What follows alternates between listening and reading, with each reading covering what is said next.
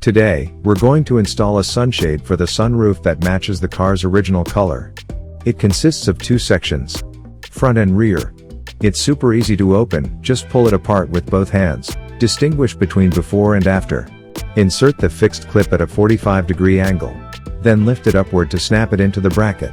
Place two in the front bracket. Insert one side into the roof recess first. Then insert the other side into the roof.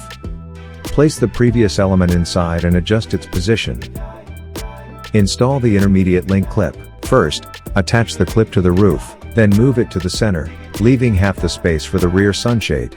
After installation, the sunshade is installed using the same method.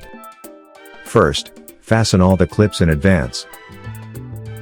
Next, secure one end to the roof first.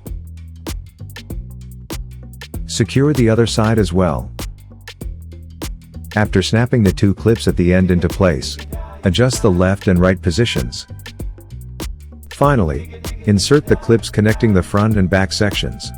Then use both hands to firmly press the front and back brackets into the clips. Adjust the spacing on both sides, and the installation is complete.